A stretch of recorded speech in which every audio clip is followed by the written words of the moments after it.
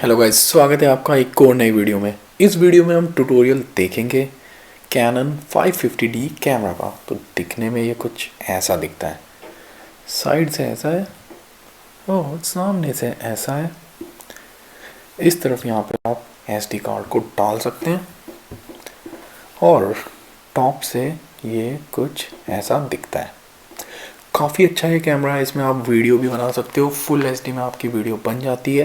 18 megapixel का इसका sensor है। तो इस वीडियो को देखने के बाद आपको अगर ये कैमरा बिल्कुल भी चलाना नहीं आता तो आपको अच्छी तरीके से चलाना आ जाएगा, वीडियो मेकिंग के लिए भी और फोटोग्राफी के लिए भी। अगर पहली बार आप मेरे चैनल पे आए हैं तो चैनल को सब्सक्राइब कर लेना और बेल आइकन को ज़रूर प्रेस कर देना और बाकी की वीडियोस को भी चेकआउट कर सकते हो आप। तो कैमरे को हम ऑन कर लेते हैं। ऑन करने के लिए ये वाला जो बटन है इसको हमने ऑन पे डाला। तो अब हम बात करते हैं फ़ोटोग्राफी के लिए क्या आपके लिए बेस्ट सेटिंग्स रहेगी। तो फ़ोटोग्राफी अगर आपको करनी है तो आप या तो एम मोड यूज़ कीजिए। एम होता है आपका fully manual mode. M mode में आप शटर स्पीड और एपर्चर को सेट करते हैं और बाकी की चीज़ें कैमरा अपने आप सेट करता है। फिर आ जाता है आपका AV यानी एपर्चर वैल्यू या फिर एपर्चर प्रायोरिटी। तो इसमें आप सिर्फ और सिर्फ एपर्चर को सेट करते हैं। एपर्चर होता है आपकी लेंस कितनी ओपनिंग से खुलेगा। F वैल्यू से इसको डिनोट करते हैं। शटर स्पीड इस केस में कैमरा अपने आप चूज़ करता है। फिर आ जाता है आपका टाइम वैल्यू या शटर प्रायोरिटी। तो इस केस में आप शटर स्पीड को सेट करते हैं कैमरे की और एपर्चर और बाकी सारी चीज़ें कैमरा अपने आप से पिक करता है। तो अब हम M मोड पे कैमरे को डालते हैं और मैं आपको बताता हूँ कैसे आप एपर्चर और शटर स्पीड को सेट करेंगे। आप ये ऊपर डायल देख सकते हैं। कुछ भी आपको सेटिंग चेंज करनी है तो आपको इसको रोटेट करना होता है। तब आपको शटर स्पीड को चेंज करना है तो ये जो ऊपर में डायल है आप इसको रोटेट करिए। तो अभी मैं जैसे कि 50 mm का लेंस यूज़ कर रहा हूँ तो मैं अपनी शटर स्पीड कम से कम 1/50 रखूँगा। अगर आप कोई और लेंस यूज़ कर रहे हैं तो जितनी आपकी फोकल लेंथ है कम से कम उतनी आप शटर स्पीड रखें, वरना आपके फ़ोटो में शेक आ सकता है, कैमरा शेक या फ़ोटो आपका ब्लर्ड हो सकता है। तो अभी मैंने 1/50 इसकी शटर स्पीड रख दी। अब एपर्चर इस वाले लेंस का जो मेरे पास है कैमरा इसका 1.8 तक जाता है। आपके पास अगर 18-55 वाला लेंस है तो उसमें आपका एपर्चर 3.5 से 5.6 तक वेरी करेगा। तो अगर आप इसको कम रखोगे तो आपको ज़्यादा बैकग्राउंड ब्लर मिलेगा, कैमरे के अंदर ज़्यादा लाइट आएगी, आपको ज़्यादा क्लीन इमेज मिलेगी। तो इसकी वैल्यू अगर आपको चेंज करनी है तो उसके लिए ये जो AV वाला बटन है इसको आपको दबाना होगा और ये जो ऊपर में डायल है इसको आपको रोटेट करना होगा। तो आप देख सकते हैं इसकी F की वैल्यू हम चेंज कर पा रहे हैं।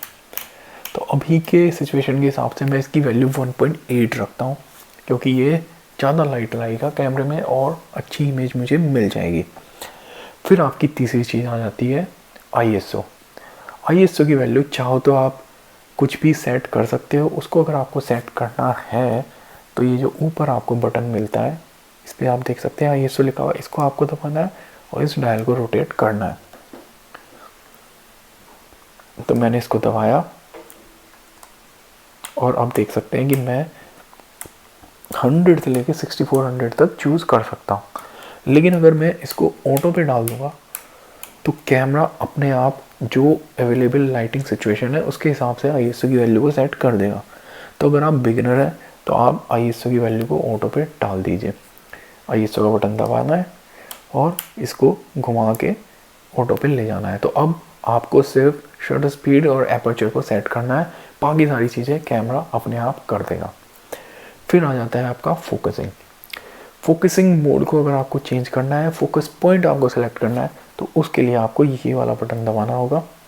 इस बटन को आप दबाएंगे और ये ऊपर वाला डायल घुमाएंगे। तो अगर आपने इसको ऑटोमेटिक सिलेक्शन पे डाला हुआ है तो कैमरा अपने आप चूज़ करेगा कि क्या इसको ऑटो फोकस पॉइंट रखना है। लेकिन अगर आप खुद से अपना ऑटो फोकस पॉइंट पिक करना चाहते हैं तो आप इसको दबाइए और इनमें से किसी भी एक ऑटो फोकस पॉइंट को चूज़ कर लीजिए। अगर आपका सब्जेक्ट इधर साइड में है तो साइड वाले को चूज़ करो, अगर इस तरफ है तो इधर वाले को चूज़ करो, और अगर आपका सेंटर में है तो आप इस सेंटर वाले को चूज़ कर सकते हो। तो मैं मोस्ट सिचुएशन में सेंटर वाला यूज़ करता हूँ और फिर अपने सब्जेक्ट को फोकस एंड रिकम्पोज कर लेता हूँ। आप अगर आपको फोकसिंग करने में प्रॉब्लम होती है तो आप इसको ऑटो पे भी डाल सकते हैं। अगर आप बिगिनर हैं तो आप ऑटो पे डाल दो, इसको कोई प्रॉब्लम नहीं है, आप फ़ोटो ले पाओगे। लेकिन अगर आप खुद से अपने फोकस को चूज़ करना चाहते हो कि कैमरा आपके लिए डिसाइड ना करे कि कहाँ पे फोकस रखना है, तो तब आप उसको ऑटो फोकस से हटा के, मतलब ऑटोमेटिक सिलेक्शन से हटा के कोई एक ऑटो फोकस पॉइंट को चूज़ कर लो। तो अब ये 3 चीज़ें हो गई हैं हमारी। हमने शटर स्पीड सेट कर दी है, अपर्चर सेट कर दिया, ISO की हमने वैल्यू सेट कर दी है और फोकसिंग मोड को हमने ऑटो पे डाल दिया। अब हमें ये जो सामने गिटार रखा हुआ है इसका हम फ़ोटो निकालते हैं। फ़ोटो निकालने के लिए जो ऊपर में शटर बटन होता है, इस वाले बटन को हम शटर बटन बोलते हैं। इसको दबा के हम फ़ोटो क्लिक करते हैं। ये वाला जो बटन है इसको हमें दबाना होता है। जब हम इसको हाफ प्रेस करते हैं तो हमारा कैमरा पहले फोकस करता है, फिर जब उसको फोकस मिल जाता है तो ये फ़ोटो क्लिक कर देता है। उसके लिए आपको इसको ऐसे दबाना होता है, ठीक है। तो अब हम फ़ोटो क्लिक करके देखते हैं। जो सामने गिटार रखा हुआ है उसका हम फ़ोटो निकालते हैं। तो आप देख सकते हैं काफ़ी अच्छा फ़ोटो आया है। फ़ोटो को मैं फिर से प्ले करके दिखा देता हूँ। अब हम बात करते हैं दूसरे वाले मोड की, AV यानी एपर्चर वैल्यू या एपर्चर प्रायोरिटी। हमने कैमरे को इस मोड पर डाल दिया। अब हमें अगर इसकी वैल्यू सेट करनी है एपर्चर की, तो उसके लिए ये जो ऊपर में डायल है, इस डायल को घुमाना होगा। अब देखो मैं इस डायल को घुमा रहा हूँ तो ये F की वैल्यू चेंज हो रही है। तो अभी के लिए F2.2 की वैल्यू रखते हैं। शटर स्पीड और बाकी सारी चीज़ें कैमरा अपने आप डिसाइड करेगा। तो आप देख सकते हैं कितना आसान है, इसने बहुत ही ईजिली फ़ोटो हमारा ले लिया। अब आ जाते हैं हम TV यानी कि टाइम वैल्यू या फिर शटर प्रायोरिटी मोड पे। TV मोड पे हमने कैमरे को डाला और अब हम शटर स्पीड को सेट कर सकते हैं। शटर स्पीड भी आपको इसी वाले डायल को घुमा के सेट करनी है। तो 1/50 की मैंने शटर स्पीड रख दी। एपर्चर और बाकी सारी चीज़ें कैमरा इस बार अपने आप डिसाइड करेगा। तो फ़ोटो लेते हैं हम फिर। तो बहुत इजी है फ़ोटो क्लिक करना। तो आप देख सकते हैं फ़ोटोग्राफी कितनी इजी है, बहुत ही इजी टू यूज़ कैमरा है, बहुत ज़्यादा आपको सेटिंग्स चेंज नहीं करनी पड़ती। फिर हम आ जाते हैं बाकी सेटिंग्स में। आप ये देख सकते हैं यहाँ पे 1 शॉट लिखा हुआ है, ठीक है।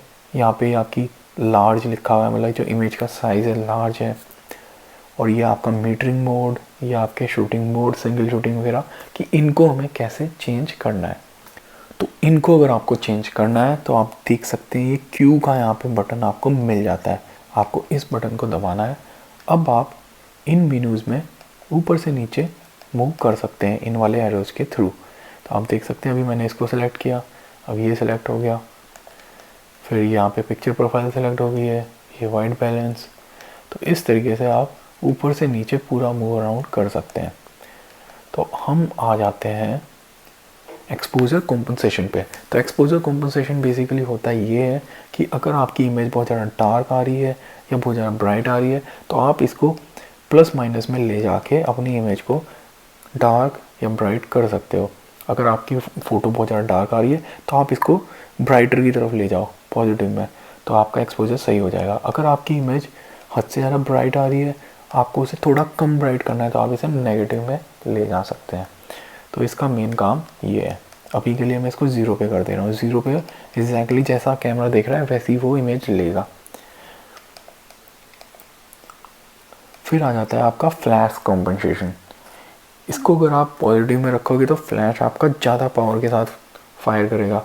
अगर आप इसको नेगेटिव में रखोगे तो फ्लैश की पावर कम हो जाएगी। जब आप फ्लैश यूज़ करोगे तो कम रोशनी वो फेंकेगा।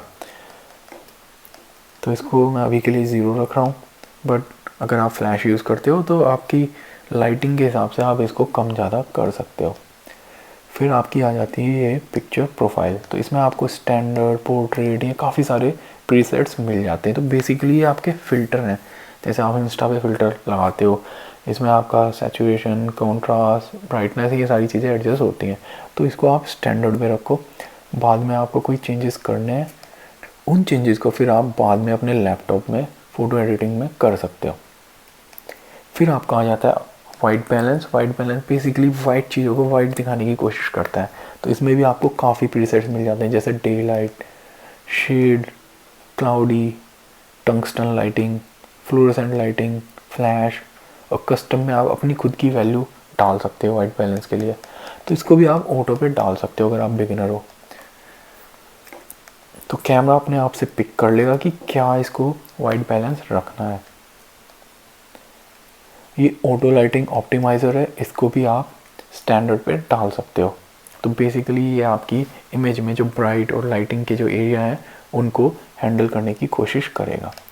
फिर आपका आ जाता है इमेज का साइज़, आपको क्या रखना है, क्या क्वालिटी की इमेज रखनी है। तो इसमें आप अगर जेपैग में शूट कर रहे हो तो आप इसको लार्ज रखो। ये जो सबसे पहले वाला, आपको जेपैग की फ़ोटो की बेस्ट क्वालिटी निकल के आएगी। अगर आपको रॉ और जेपैग दोनों फ़ोटो चाहिए तो आप ये वाला ऑप्शन चूज़ कर सकते हो। तो इसमें आपको रॉ इमेज भी मिलेगी और जेपैग की इमेज तो मिलेगी मिलेगी। और अगर आपको सिर्फ और सिर्फ रॉ में फ़ोटो चाहिए तो आप ये लास्ट वाला ऑप्शन चूज़ कर सकते हो। अगर आप बिगिनर हो तो आप जेपैग में शूट कर सकते हो, कोई प्रॉब्लम नहीं है, क्योंकि रॉ में आप अगर फ़ोटो लोगे तो फिर आपको एक अलग से सॉफ्टवेयर चाहिए होगा उस फ़ोटो को एडिट करने के लिए।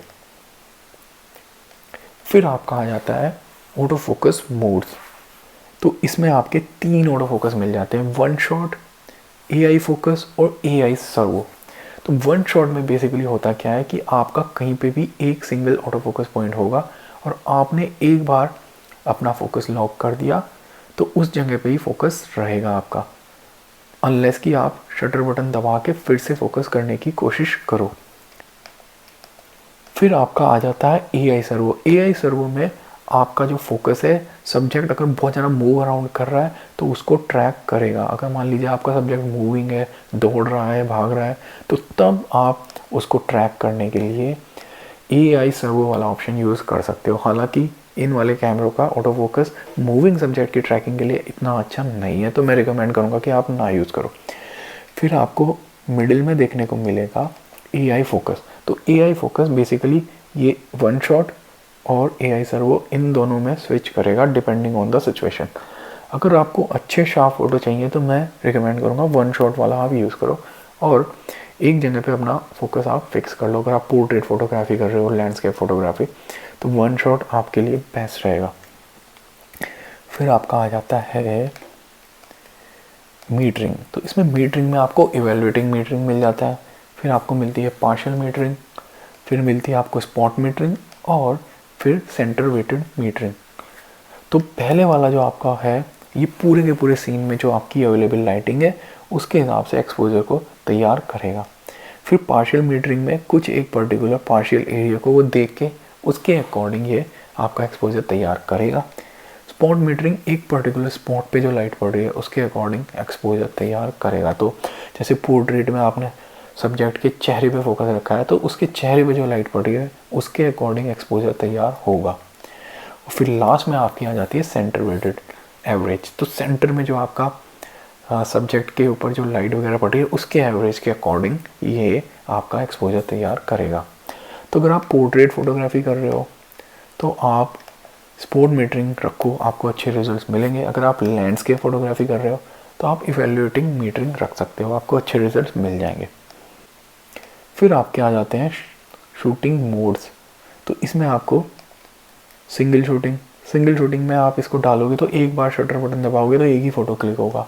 कंटिन्यूस में आप इसको डाल दोगे तो जब तक आपने शटर को दबाया हुआ है, अगर आपके कैमरे में 3 फ्रेम पर सेकंड की स्पीड है तो 1 सेकंड में वो 3 फ़ोटो क्लिक कर लेगा। फिर आपका आ जाता है अगर आप इस कैमरे के साथ कोई रिमोट यूज़ कर रहे हो तो आप उसको रिमोट से ट्रिगर कर सकते हो फ़ोटो लेने के लिए, और उसमें आपका टाइमर भी रहेगा 2 सेकंड का। फिर आपका आ जाता है टाइमर, आप इसको सेल्फ टाइमर में डाल के अपने खुद के फ़ोटो ले सकते हो उसके सामने बैठ के। तो पहले वाला आपका 2 सेकंड का है, फिर उसके बाद आपका जो दूसरे वाला है इसमें आप इस सेकंड्स को कम ज़्यादा कर सकते हो। तो आप देखो अभी मैंने इसको 10 सेकंड कर दिया, बट मैं इसको कम भी कर सकता हूँ। तो आपके पास ऑप्शन रहेगा कि आप इस सेकंड्स का जो टाइमर है इसको कम ज़्यादा अपने हिसाब से कर सकें। तो ये बेसिकली आपको ये सारे ऑप्शंस मिल जाते हैं जहाँ से आप अपनी सारी सेटिंग्स वगैरह प्ले अराउंड कर सकते हो। तो अब हम बात कर लेते हैं मूवी रिकॉर्डिंग की। उसके अलावा एक और चीज़, अगर आप इस कैमरे में लाइव व्यू के थ्रू फ़ोटो लेना चाहते हैं तो आपको ये वाला बटन मिल जाता है। आप इस बटन को दबाओगे तो आप देख सकते हैं आपके कैमरे का लाइव व्यू ऑन हो गया। तो इस लाइव व्यू में भी अगर आपको कोई सेटिंग्स चेंज करनी है तो आप इस क्यू बटन को दबा सकते हैं और यही सब देखिए ऑप्शंस आप पिक कर सकते हैं और इनको चेंज कर सकते हैं। तो लाइव व्यू के थ्रू भी आप फ़ोटो क्लिक कर सकते हैं। तो आप देखो इसमें मैंने फोकस किया, ओके मैंने इसको क्योंकि टाइमर पे डाल दिया था तो इसलिए ये टाइमर का ऑप्शन इसने एक्टिवेट कर दिया है, तो इसलिए 5 सेकंड बाद फ़ोटो लेगा देखिए।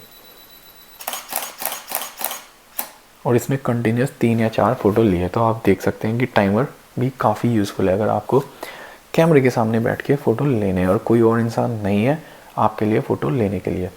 तो एनीवेज़ अब हम बात कर लेते हैं कि वीडियो मेकिंग के लिए क्या सेटिंग्स रखनी है और कैसे वीडियो इस कैमरे से बनानी है। तो अगर आपको इस कैमरे से वीडियो बनानी है तो आप देख सकते हैं लास्ट में ये वीडियो कैमरे का आइकन है। तो आपको इस कैमरे को घुमा के इस डायरेक्शन में मोड को इस वीडियो कैमरा पे डालना होगा, तभी आप वीडियो बना पाएंगे। तो जैसे ही आप इसको डालेंगे उस पर तो आपका लाइव व्यू वाली स्क्रीन अपने आप से ऑन हो जाएगी। अब एक और ख़ास बात, अगर आपने अपने कैमरा में मैनुअल मूवी एक्सपोजर को ऑन नहीं किया है तो आप शटर स्पीड और एपर्चर को चेंज नहीं कर पाएंगे वीडियो मेकिंग के दौरान। तो जैसे मैं अभी इस ऊपर वाले बटन को घुमा रहा हूँ तो आप देख सकते हैं शटर स्पीड मेरी चेंज हो रही है, ठीक है। और इस वाले AB बटन को दबा के मैं अपना एपर्चर की वैल्यू को भी चेंज कर पा रहा हूँ। लेकिन अगर आपके कैमरे में ये दोनों चीज़ें चेंज नहीं हो रही है तो उसके लिए आपको मेनू में जाना होगा और आपको मैनुअल मूवी एक्सपोजर को एक्टिवेट करना होगा। तो वो मैं आपको दिखा देता हूँ कैसे करते हैं। हम मेनू में गए, आपको यहाँ पे मूवी की साइज़ भी मिल जाएगा कि आप किस साइज़ में मूवी को रिकॉर्ड करना चाहते हैं। तो इसको आप टॉप पे रखें, मैक्सिमम क्वालिटी मिलेगी आपको फुल HD 1920x1080, इस पे ही आप रखें तभी आपको बेस्ट रिजल्ट्स मिलेंगे। फिर आपका ऑटो फोकस मोड जो है इसमें आपके एक क्विक मोड होता है और एक लाइव मोड होता है। लाइव मोड में ये ट्रैक करने की कोशिश करेगा, आप इसको लाइव मोड में रखें। फिर उसके अलावा EF ड्यूरिंग वीडियो, इसको भी आप अनेबल रखें वरना आपका ऑटो फोकस नहीं होगा वीडियो रिकॉर्डिंग के दौरान। उस केस में आपने एक बार अपना एक जगह ऑटो फोकस लॉक कर दिया वीडियो रिकॉर्डिंग स्टार्ट करने से पहले तो वहीं फिक्स रहेगा, लेकिन वीडियो रिकॉर्डिंग के दौरान आप चेंज नहीं कर पाओगे ऑटो फोकस, तो इसलिए आप इसको अनेबल रखें। फिर आपका दूसरे मेनू में ये सबसे इम्पोर्टेंट सेटिंग है, इसको बहुत ध्यान से देखना, मूवी एक्सपोजर। तो मूवी एक्सपोजर को आपको मैनुअल पे डालना है। अगर आपने इसको ऑटो पे डाल दिया फिर आप शटर स्पीड और एपर्चर की वैल्यू को चेंज नहीं कर पाएंगे। तो अगर आपके कैमरे में चेंज नहीं हो रही है तो मेनू में जाके इसको मैनुअल पे करें, ये आपको मिल जाएगा मूवी एक्सपोजर, ठीक है। उसके अलावा जो आपकी साउंड रिकॉर्डिंग है, साउंड रिकॉर्डिंग को भी आपको ऑन करना पड़ेगा। अगर आपने इसको ऑफ़ कर दिया तो आपकी वीडियो में साउंड कैप्चर नहीं होगी। तो ये काफ़ी इम्पोर्टेंट सेटिंग है। इस कैमरे में आपको माइक कनेक्ट करने के लिए भी पोर्ट मिल जाता है, तो काफ़ी अच्छा कैमरा है। आप इसमें यहाँ पे माइक भी कनेक्ट कर सकते हैं, तो उससे आपको काफ़ी अच्छी ऑडियो मिल जाएगी वीडियो रिकॉर्डिंग के दौरान। अब अगर आप घर के अंदर वीडियो शूट कर रहे हैं, आपके पास बल्ब्स हैं, आर्टिफिशियल लाइटिंग है, तो उस केस में आप अपनी शटर स्पीड 1/50 या 1/100 या 50 के मल्टीपल में रखें। उसका कारण ये है कि अगर आप इंडिया में हैं, पाकिस्तान में या यूरोप में हैं, तो यहाँ पे जो आपके नाइट बल्ब्स हो गए और जो इलेक्ट्रिसिटी है वो 50 हर्ट्ज़ की फ्रीक्वेंसी पे चलती है। तो उस वजह से अगर आप इसकी शटर स्पीड 1/50 या 1/100 या इसके अलावा कुछ और रखोगे तो आपकी वीडियो में वो फ्लिकरिंग वाला इफेक्ट आएगा, मतलब आपकी स्क्रीन में वीडियो में ऐसे अजीब सा एक फ्लिकर आएगा जो कि बहुत बेकार लगता है। तो इसलिए अपनी वीडियो रिकॉर्डिंग में आप 1/50 या 100 की आप शटर स्पीड रखो, तभी आपको बेहतर रिजल्ट्स मिलेंगे। तो इस केस में क्योंकि मैं घर के अंदर शूट कर रहा हूँ और मेरे पास आर्टिफिशियल लाइटिंग भी है, बल्ब्स है, तो इसलिए मैंने इसकी जो शटर स्पीड है इसको 50 कर दिया। अब बात आती है उसकी एपर्चर की। तो एपर्चर को चेंज करने के लिए आपको AV वाला बटन दबाना है और ये इस तरीके से रोटेट करना है। तो अगर आपको ज़्यादा बैकग्राउंड ब्लर चाहिए, ज़्यादा लाइट चाहिए अपने कैमरे के अंदर, तब आप इसको कम वैल्यू पे रखो। अगर आपका लेंस 1.8 तक जाता है तो 1.8 रख दो, अगर आपके पास किट लेंस है जो कि 5.6 तक जाता है तो 5.6 पे आप उसको रख सकते हो। तो बहुत सिंपल है। उसके बावजूद भी अगर आपको ISO की वैल्यू को चेंज करना है तो आप उसको, ये जो ऊपर आपका ISO का बटन है इसको आप दबा सकते हैं और इस वाले डायल के थ्रू फिर आप ISO को चेंज कर सकते हैं कि अगर आपको लग रहा है कि आपकी वीडियो ब्राइट है या बहुत ज़्यादा डार्क आ रही है तो इसको भी हम चेंज करके देख सकते हैं। देखो मैंने ISO की वैल्यू बढ़ाई है तो चीज़ें ज़्यादा ब्राइट हो गई है। अगर आप इसको ISO ऑटो पे डाल दोगे वीडियो रिकॉर्डिंग के दौरान तो आपका जो कैमरा है अपने आप एडजस्ट कर लेगा अगर कोई भी लाइटिंग का फ्लक्चुएशन होता है और आपको एकदम करेक्ट एक्सपोजर देगा। तो मैं रिकमेंड करूँगा अगर आप मूवी रिकॉर्डिंग कर रहे हैं तो ISO को आप ऑटो पे डालें, वरना आपको हर बार जब भी लाइट चेंज होगी ISO को खुद से चेंज करना पड़ेगा। अब आपको वीडियो रिकॉर्डिंग को स्टार्ट करना है। तो वीडियो रिकॉर्डिंग स्टार्ट करने के लिए ये जो बटन है आप इसको दबाइए। तो जैसे ही मैंने ये बटन दबाया तो आप देख सकते हैं यहाँ पे रेड कलर की ये डॉट आ गई है, यानी कि मेरी वीडियो रिकॉर्डिंग स्टार्ट हो चुकी है। और आप देख सकते हैं यहाँ पे टाइम भी चल रहा है 11 सेकेंड 12 सेकेंड इस तरीके से। और जब मैं वीडियो रिकॉर्डिंग को स्टॉप करना चाहता हूँ मैं दोबारा से इस वाले बटन को दबाऊँगा और वीडियो रिकॉर्डिंग स्टॉप हो जाएगी। अब वीडियो रिकॉर्डिंग के दौरान अगर आपको ऑटो फोकस करना है तो वो भी बता देता हूँ। मैंने वीडियो रिकॉर्डिंग स्टार्ट कर दी है। अब मैं फोकस करना चाहता हूँ तो ये जो मेरा आगे वाला शटर बटन है इसको मैं ऐसे दबाऊँगा। जब ये आप देख सकते हैं ग्रीन हो गया यानी कि मुझे फोकस मिल गया। ठीक है, अब मैं इस जगह से किसी और दूसरी जगह फोकस करना चाहता हूँ वो भी मैं ईजिली कर सकता हूँ। उसके लिए वही शटर बटन को आपको दबाना है। तो इस कैमरे में ये चीज़ काफ़ी अच्छी है कि आप वीडियो रिकॉर्डिंग जब चालू है उसके दौरान भी आप अपना ऑटो फोकस एक जगह से दूसरी जगह मूव कर सकते हैं। हालांकि जो मैं लेंस इस पे यूज़ कर रहा हूँ वो थोड़ा नॉइज़ी है तो उसकी वजह से फोकसिंग का नॉइज़ थोड़ा वीडियो में आएगा, तो वो एक चीज़ अच्छी नहीं है। लेकिन कुछ कैमरों में आपको वीडियो रिकॉर्डिंग स्टार्ट होने के बाद ऑटो फोकस नहीं मिलता, तो उस हिसाब से ये कैमरा बहुत ही बेहतरीन है वीडियो रिकॉर्डिंग के लिए, क्योंकि इसमें आपको माइक भी मिल जाता है और वीडियो में आपको इसमें ऑटो फोकस भी मिल जाता है। ऑलराइट गाइस, तो ये एक छोटा सा ट्यूटोरियल था इस वाले कैमरे का। आई होप इस ट्यूटोरियल को देखने के बाद आपको समझ में आ गया हो कि कैसे इस कैमरे से अच्छे फ़ोटोज़ लेने हैं और कैसे वीडियो बनानी है। अगर आपको वीडियो अच्छी लगी हो तो लाइक एंड शेयर कर देना और चैनल को सब्सक्राइब कर लेना और बेल आइकन भी प्रेस कर देना।